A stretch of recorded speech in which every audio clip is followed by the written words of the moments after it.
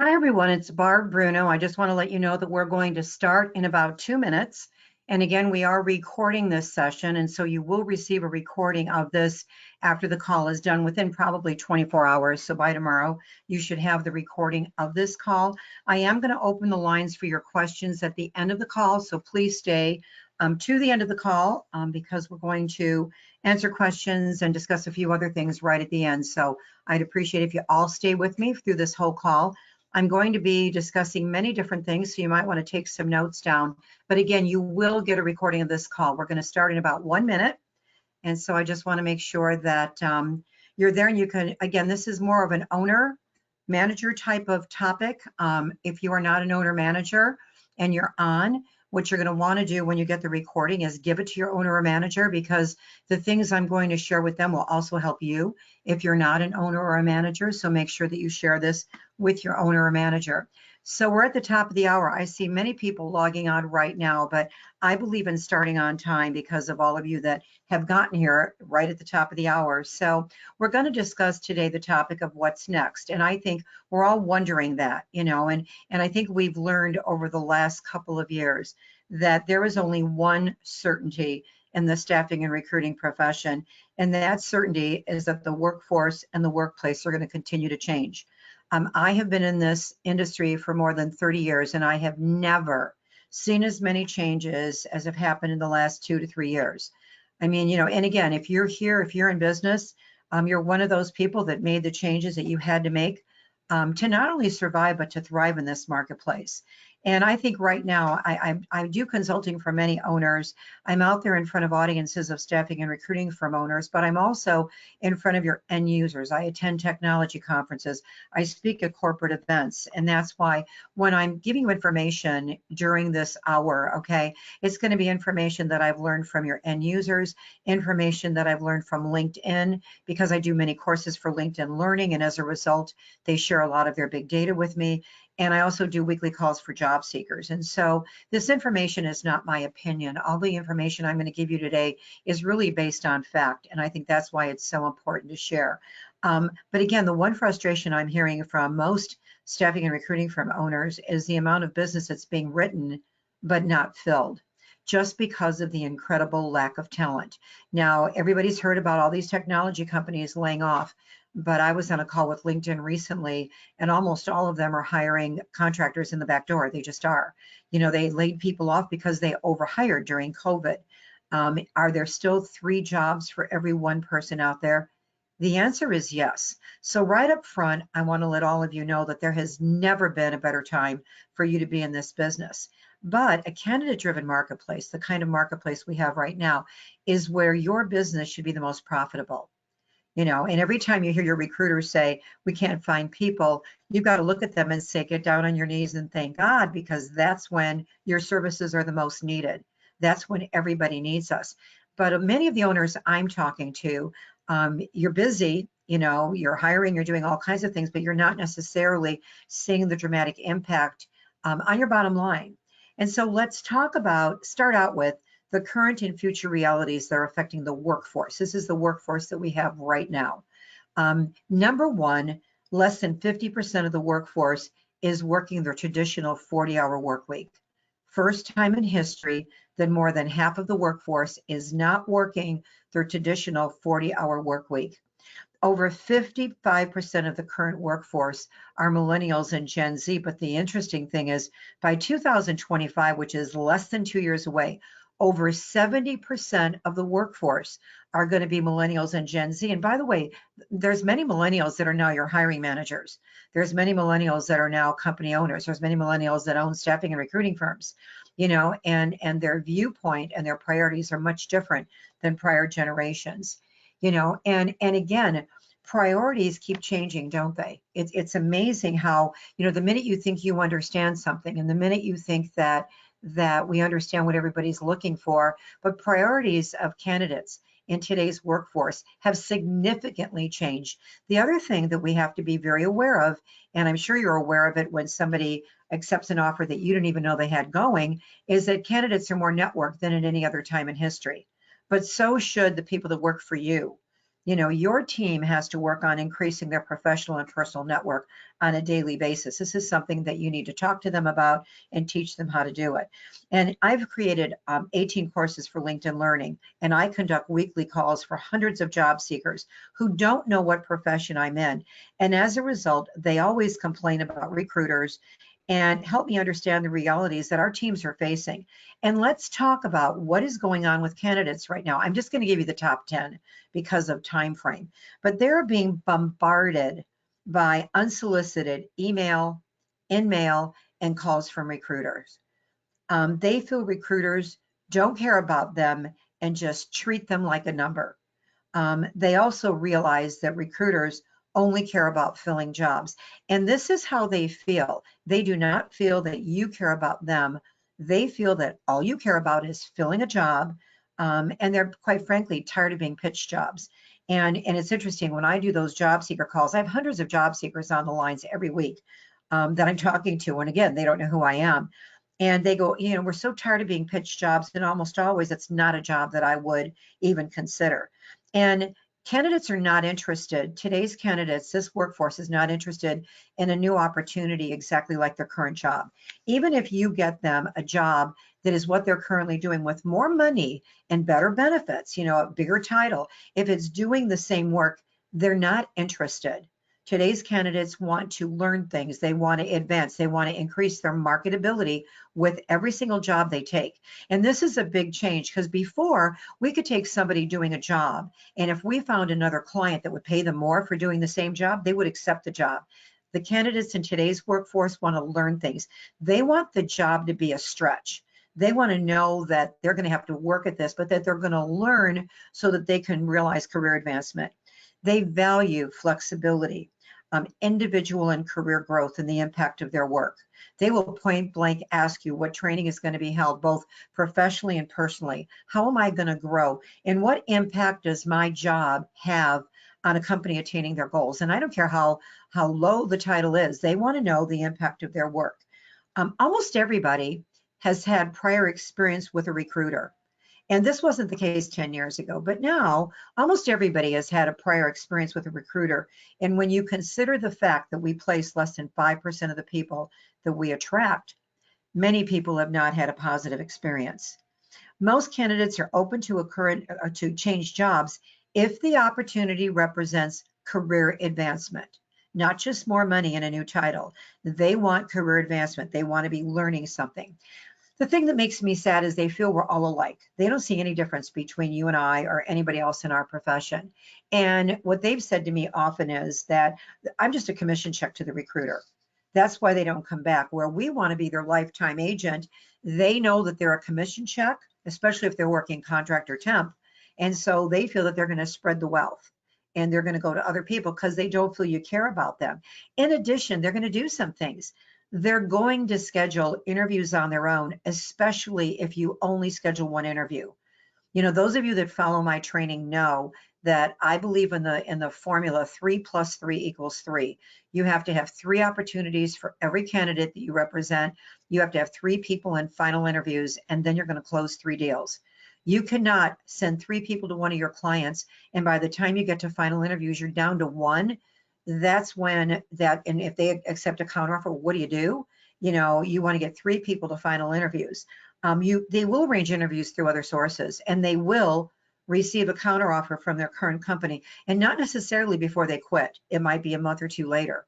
So you've got to change your follow-up process. They're going to talk to other people about their interviews. Even if you tell them this is confidential, they're going to talk to other people, and they're going to consult people that have no experience in employment for advice, like their spouse, their significant other, their friends. They're going to go up on money and demands as the process continues. And sometimes they will bend the truth if they think it will impact the outcome. And with salary band laws right now, you know, we can't ask in many states, what are you currently earning? And my particular firm, and I know many others, we're seeing candidates get better offers than we've ever seen before. It made me nervous when the salary band laws first came out, but we've greatly benefited by them, and so have our candidates. Sometimes they basically let you represent them just to see what salary or pay rate they're going to get, and they basically shop the offer. And one thing you all have to realize, and you've got to teach this to your team, the candidates don't care. about opinions, and they're not going to necessarily listen to your advice. They're just not. All they care about is how can you benefit me? And I love when I just got back from a huge conference and the recruiters are saying, candidates will not answer your call. We have to text and email and in-mail. And I go, they'll return your call if they see how you can benefit them. If you sound like everybody else, they're not going to return your call. Quit blaming them. What are you doing different? I can tell all of you that in the last year, I have changed 100% of my training. I've never done that. I've had training on the market for over 20 years. And when I see what's happened in the last couple of years, I had to go back and upgrade and update everything. Even some of the basics have changed because the workforce and the workplace has gone through dramatic changes. What worked 2 years ago is not working right now. Pitching jobs used to work. It doesn't work right now. Let's talk about clients. Clients are being bombarded by unsolicited contacts from staffing and recruiting firms. And again, I'm in front of your end users. 50% of my training, conferences that I'm in front of are your end users. They hide behind technology because they don't see how you can benefit them. They will ghost you if they don't see the value in talking to you. And we have to quit blaming them. Every time you or your team point the finger at a client or a candidate, there's 3 fingers pointing back at you. What can you change? If you're being ghosted, people don't see the value in talking to you. It's very simple. And they will make decisions. Clients will make decisions based on how they're benefiting by you. If you're out there doing, we do this, we do that, what we do, when I go to websites, I just cringe because most of your websites are, we do this, we do that, we do this. They're not focused on how you can benefit the candidates or the clients that are clicking on your website. And that's why they click on and click off in less than 5 seconds. They feel you present the same candidates as their internal talent acquisition team. When they tell you we have an internal team, all my clients, I'm assuming most of, at least the majority of them, have an internal talent acquisition team, but they can't do what we do. The problem is if you're using job board ads, if you're posting and praying that somebody is going to answer, if your team is not proactively recruiting passive candidates, they're only presenting 15% of the workforce, because only 15% of the workforce are reading want ads and job boards and website postings. The other 85% are out there working. They'd make a change for the right opportunity, but that's why your team has to become very proactive. Posting and praying does not work. And that's why so many of the job boards are going into other businesses, because they realize the job boards aren't as effective as they were. They are going to ask for skills that they might not utilize on the job, and many of them don't share performance objectives. We started requesting performance objectives 10 years ago, and it was a game changer for my company. We fill so many more of the openings that we write. And I almost hate to say this out loud, but it's been 2 years since we've had a fall off, or we've had someone that was not engaged or retained. And I view it all back to learning what performance objectives are, how to ask for them, how to teach your recruiters and account executives, how to interview for them, how to screen for them. It's a game changer. They all feel we charge too much. And understand something, it's not about what you charge. If you're the cheapest bid, that's not good. If you're still talking markup, that's horrific. You've got to stop talking markup. You've got to ask for what is the budgeted pay rate. And when they ask you what is your markup, the answer is, I don't know. Give me what you have budgeted as the pay rate, and I'm going to get you the best person I can. Now, if I give you somebody with more experience, the margin is going to be very low for us. If I give you somebody with less experience that can do the job, the margin changes with each individual candidate. Those of you doing temp and contract, you have got to have your team stop talking about markup. You're making the business a commodity.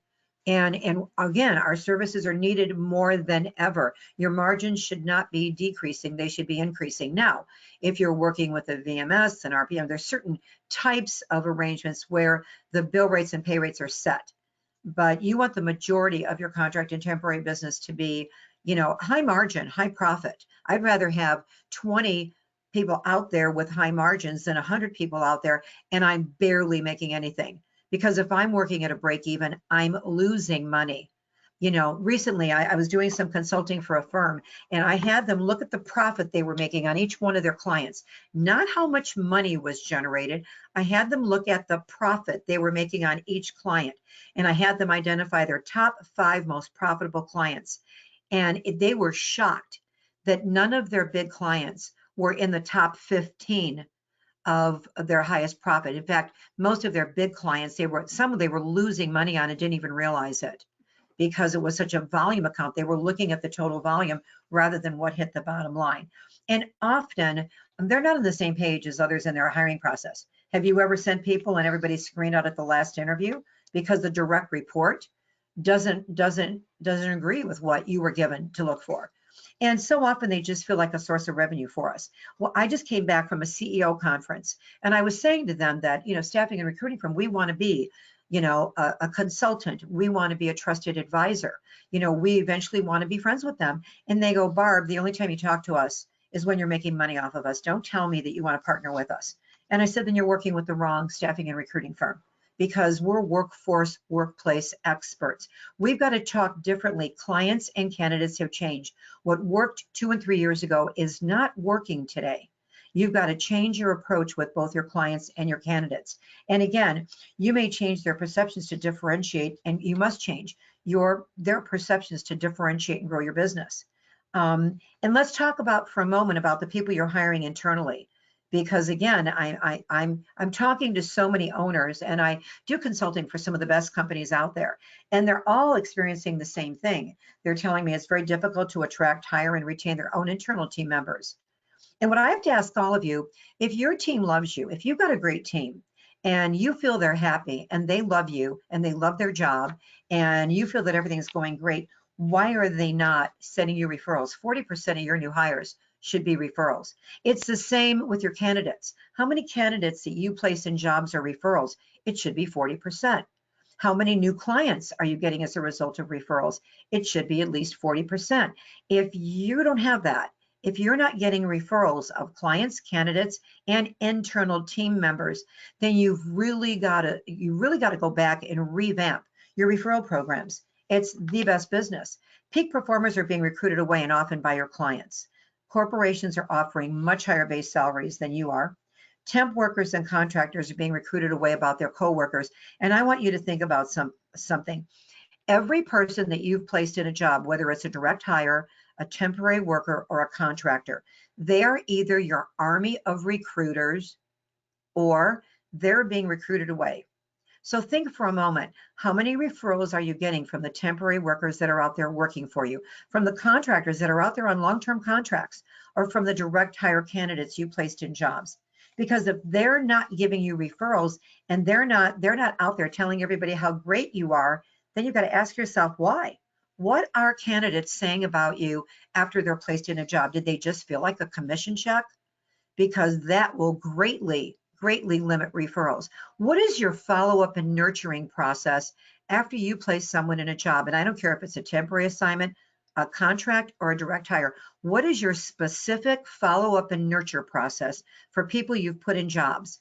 Because if you're going, gee, we don't have one, your candidates are not going to be retained and engaged. And it's costing you more money than you could realize in the form of referrals that you're not getting. Your internal team values personal as well as professional development. Our employees are no different than anyone else. You know, I am constantly looking for ways that I can enhance the personal lives as well as the professional growth of everybody that works for me. I know what's most important to every one of them, because that is one of the key things that people want, especially millennials and Gen Z. They will take a job with less money if they see personal and professional growth. They know they're in demand. They know they have more options. They put a premium on flexibility. I want to share something with you. I had an owner that was frustrated because he had 2 employees that are top producers that always come in late, and he didn't know what to do about it because they're habitually late.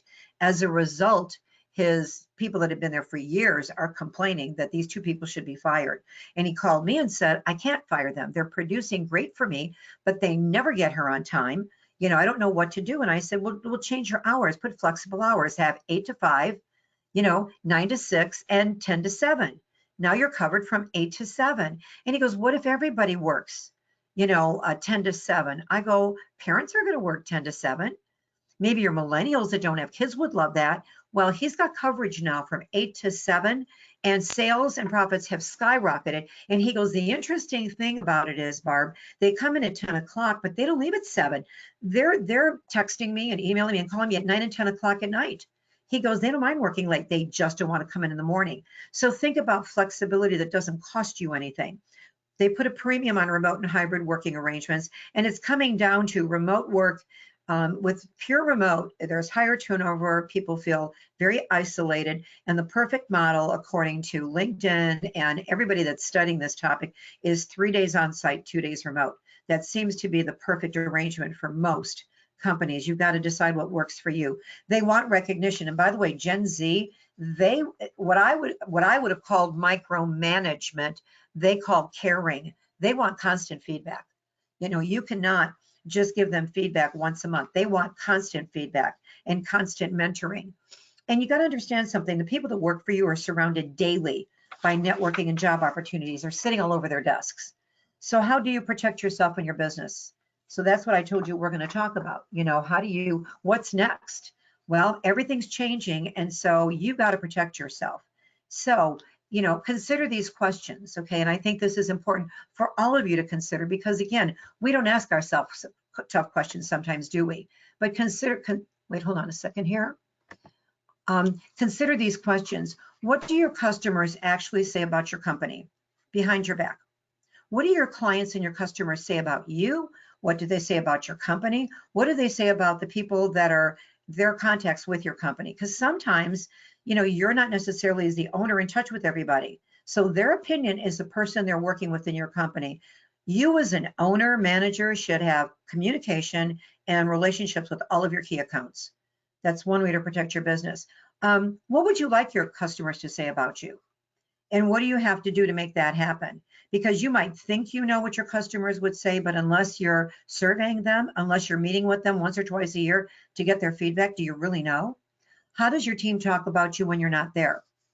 And what type of leader do you want to be remembered as? No one in my organization has a title manager because I believe managers have subordinates and leaders have followers. I want all my managers to be leaders. What actions could you take today that would have the biggest impact on your company, that would really change the way that your customers view you, that your team views you, the candidates? What experience does a candidate have with you that you don't help? Maybe you recruited them, you sent them out, you took their time, they didn't get the job. How do they feel about you? Because the candidate experience either makes or breaks your referral program.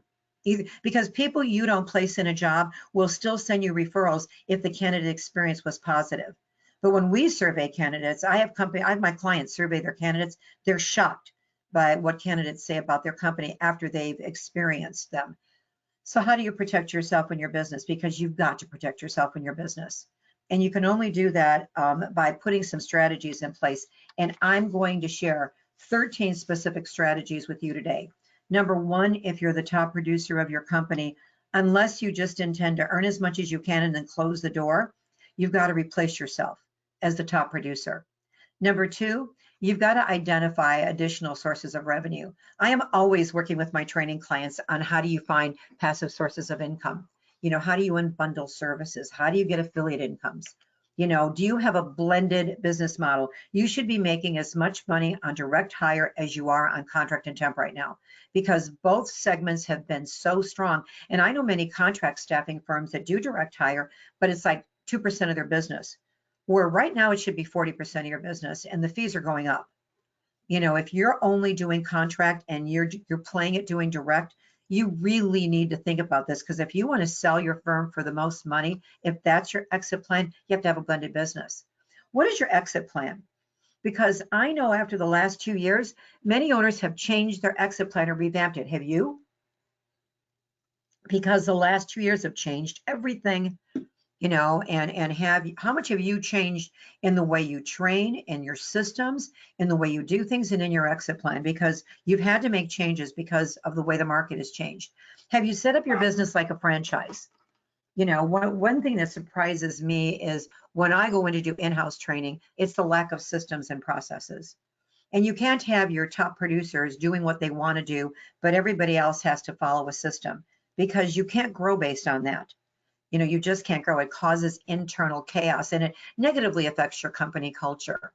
Number 5, are you organized? If I came into your office right now and sat down from your desk, what would my first impression be of you as an entrepreneur?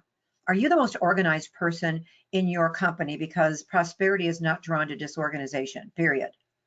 Do you have one client that represents more than 15% of your revenue? I just had a company call me yesterday, and one of their major clients is not going to hire. And as a result, they laid off 15 people in their company because they had 15 people working on this one client. Okay, and the client represented almost 25% of their revenue. And when I had the owner go back and really determine if this was one of their high profit clients, it was one of their lowest profit clients.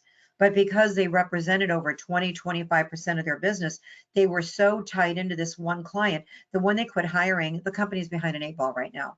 And they had to lay off some really good people. You never want one client to represent more than 15% of your revenue.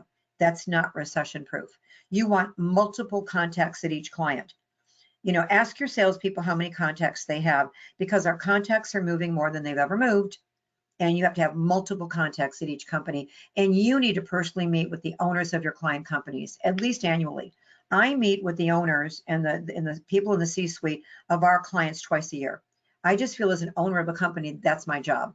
I want them to know me. I want them to be loyal to my firm, not necessarily just the employees that work for me. And all clients should have 2 contacts in your office. If someone's busy, not there on vacation, you should have 2 contacts in your office. 2 people in your office should know everything that's going on with every client.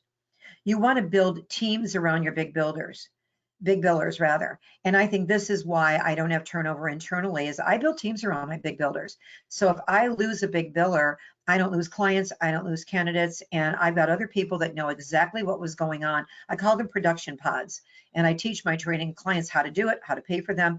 But that really helps stability in your office, because teams working together, the synergy, each one of them will make more than they've ever made in their lives.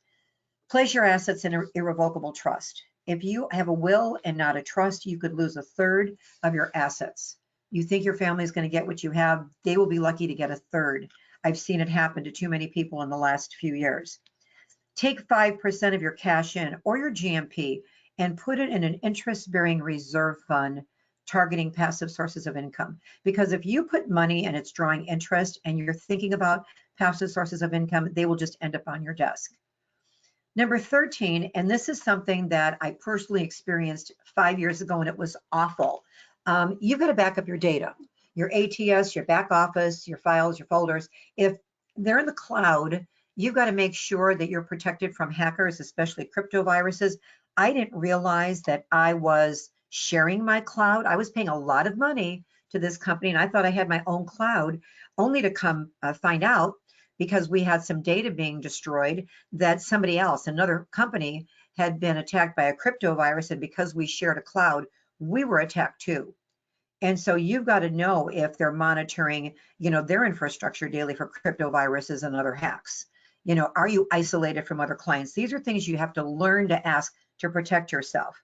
Obtain a backup of your ATS or CRM data, and contract your vendor and ask them if you can get a copy of your data. And every 3 months, download a copy of it. Now let's talk about how do you increase the value of your business. Okay, we're talking about what's next. You got to increase the value of your business. I mentioned it earlier. If you're only doing one segment of our business, when one goes down, the other one usually goes up. Now, for 4.5, almost 5 years, both direct hire and flexible staffing have been flourishing. So if you're doing direct, but it only represents 5% of your revenue, then you're losing a ton of money, especially if you intend to sell. If you already own a successful temp or contract firm, but never been able to generate a lucrative direct hire firm, you've got to really think about this. And it's interesting because in the past 2 years, this is what I've been doing with owners more than anything else since COVID, is I've been teaching firms how to open both segments of the business to increase the value of their firm. I've also been helping recruiting from owners, help their team produce and earn more. So it's not enough that, you're on this call, but what are you going to change for your team? If you haven't updated things, I am telling you, I would not have spent 10 months, 4 days a week for 10 months. I was in a studio recording video training. And you know why? Because I realized people don't want to read anymore. LinkedIn taught me that people would much rather watch a video and be trained than read anything. And so, what I've learned through LinkedIn is that so much has changed that you've got to constantly be upgrading, and looking at new ways because, again, things are going to continue to change. Now, what about the experience, the value of fully servicing your clients? If you're not doing both direct and flexible staffing, what I realized was it was costing people a ton of money to hire me on an hourly basis to try to teach them how to do this.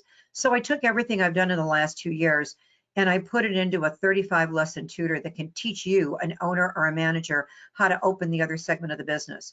If you're doing temp and you want to do direct, if you're doing contract and you want to do direct, or you're a direct hire firm and realize you can't sell, I can teach you the temp or contract business. And again, if you're not a blended firm, we would love to discuss what it would be worth to you and what it's costing you not to offer both. There's a QR code there that will lead you to our website. It's goodasgoldtraining.com. And if you click on the store of the website, you will see all the brand new training. And it's all video. It's easy. But what I finally have done in the last year is decided I'm going to put what I know down. It's my brain dump. And so I've rewritten everything. I've redesigned everything because I needed to do it because too much has changed and I can't be everywhere. These tutors involve lessons, a library, and live calls with me.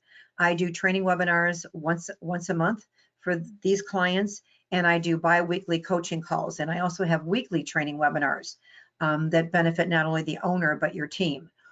In addition, okay, what I want to say to you is if you're blended, what steps can you take to become a more lucrative business?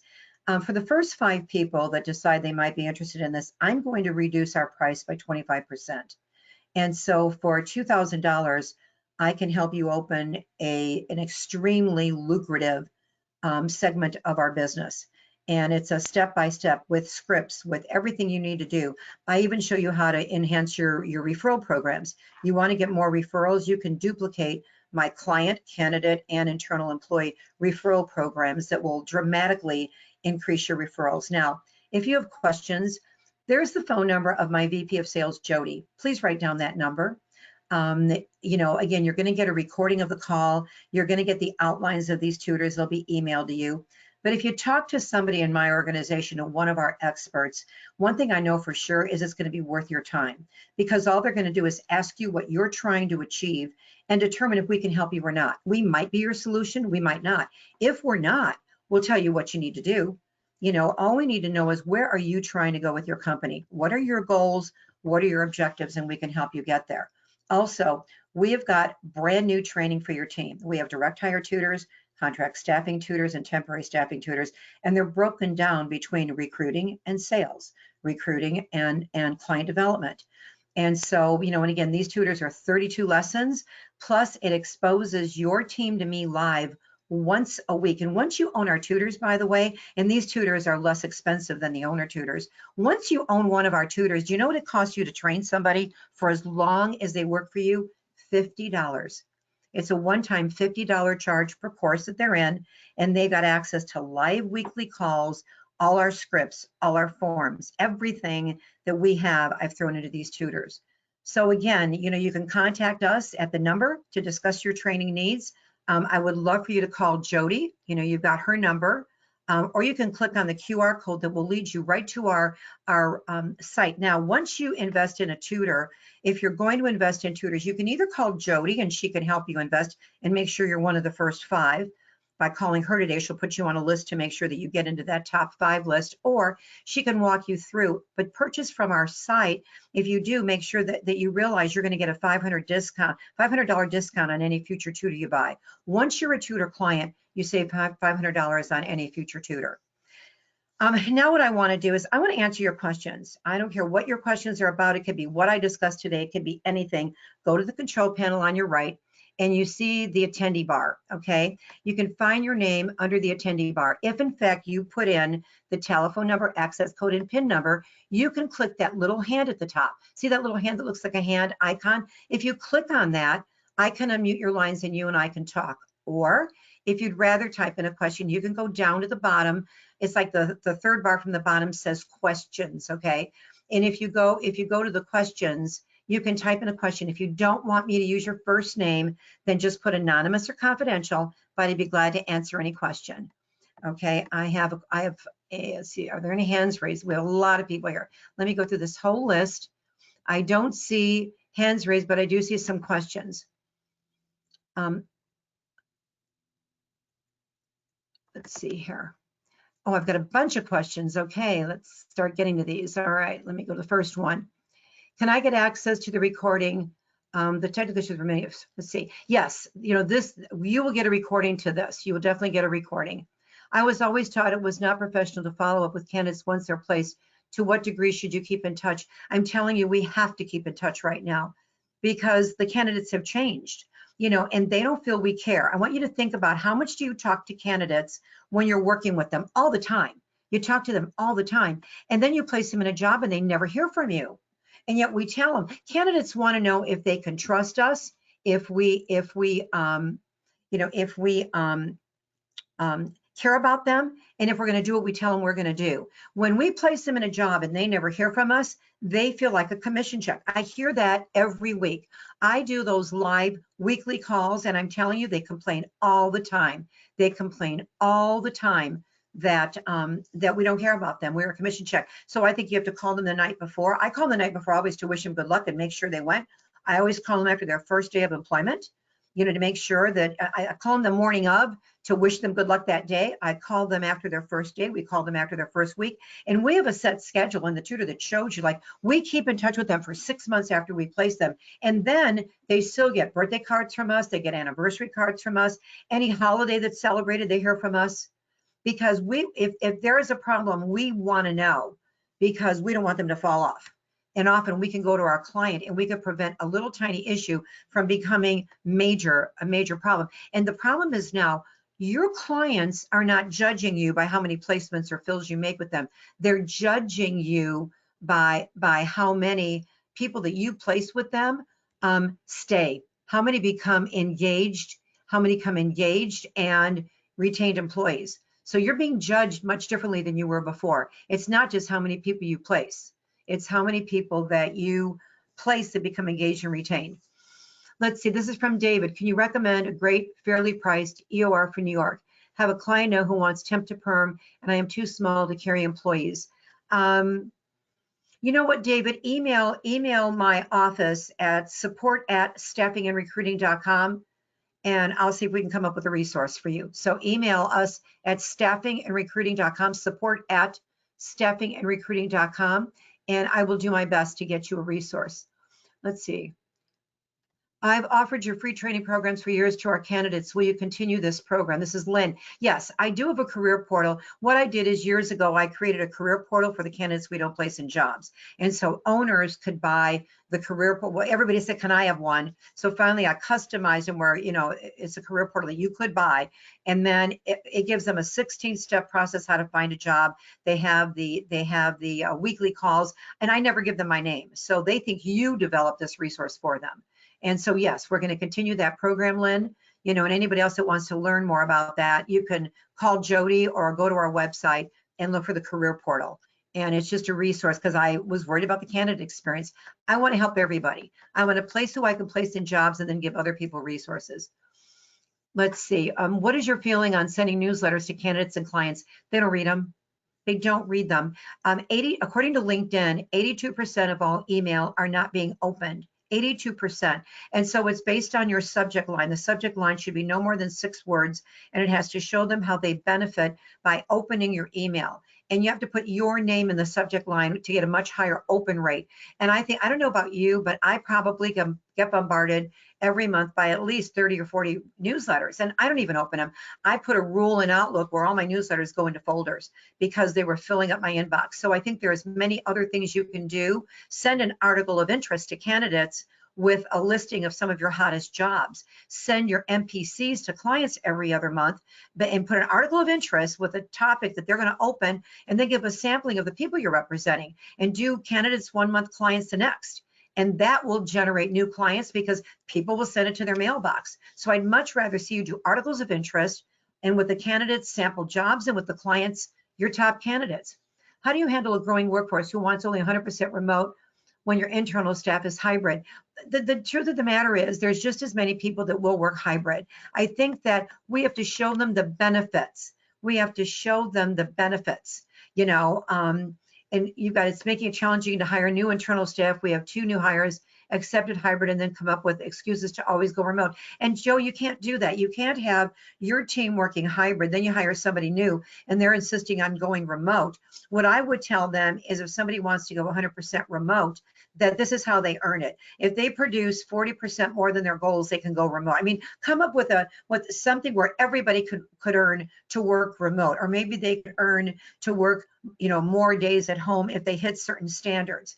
But you can't have some people working for you that are working hybrid and then have new people, you know, that are not, you know, that are asking for more than your tenured staff.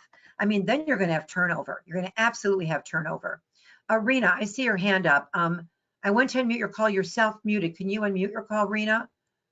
I know you asked me a question too. I don't know if that's, let's see. Okay, Lynn, I see your hand is up. Hold on. Let me unmute you, Lynn. Okay, Lynn, you're unmuted. What was your question, Lynn? I already wrote them down. You already wrote them down. Did I answer them all okay for you? Yes, thank you. Okay, you're welcome. You're welcome. Just want to make sure I'm getting everybody here. Let's see here. I got another question here from Steve. How can you afford to train my people for $50 a piece? Okay, what I said was you invest in a tutor. The tutors for your people are $1,800. If you buy more than one, the second one is $1,300. But once you own that, it's a one-time charge. Then anybody you put in a course, it's $50 for them. But after they finish the course, they have access to weekly live training meetings. So I do the weekly live training meeting. I do coaching calls once a month. Also, when you buy a tutor, the first call of every month is for you, the owner manager. And the second coaching call every month is for you, the owner manager. So you get 6 or 7 calls with me live a month. And I'm telling you, it costs you a one-time charge of $50 per person per course for as long as they work for you. And I can tell you, we have recruiters that try to buy the tutor. After they leave, they can't. You own it because they want their notes. They want everything that they had, and I can't do that. You know, I'm not going to give somebody something that belongs to an owner. We can't do that. So it is, once you own our tutor, it is $50 per person. And I'm telling you, another thing I want to share with all of you before you get off the line, 100% of our tutor clients increase sales and profits when they bought our tutors. So our tutors pay for themselves in less than 90 or 120 days. So if you're looking for something that's going to give you a quick return on investment, if you're hiring new people and don't have time to train them, if you've got someone in production, one of your producers training your people, you're killing that person's production. And we can take training off their plate, off your plate. And again, you know, our track record is flawless right now. And anybody that buys our program and implements ideas, they're increasing sales and profits. Plus, those weekly calls, guess who I get the topics from? You. Like right now, I just put a note out to all our training clients. I need topics for the month of April. Please give me what you want me to train on in the month of April. So not only do you get what I think is important, every week we're updating everything because we're taking the topics that you want to hear. So please call the number, you know, or click on that QR code and go to the products area and see all the different things we offer. But I think talking to one of my people, you know, calling Jody at that 613-7367 or calling our office. You see the office on the bottom right hand of your screen, and just setting up a call with one of my experts or with me. We'll answer all your questions and determine if we can help you or not. You know, we're not the solution for everybody, but we are for most people. So let me make sure there's no other questions. Let's see here. Okay, I see no other questions. So I want to thank all of you. I always try to limit these calls to 45 minutes because I respect your time. If you have any questions after the call, again, call our office, call Jody, but it is definitely worth your time. It is worth your time to have a talk with one of my experts. Trust me, and we're here to help you. You know, I want all of you to be more successful. I want all of you to keep anticipating what's next. And my training clients, I'm constantly informing them of trends because things are moving so fast. And so that's just another benefit. But thank you, everybody. I'm so glad you showed up. I hope that we end up interacting with you and hopefully can help you train your team or help you open a new segment of the business. And I wish you all a record year in 2023. Thanks, everybody.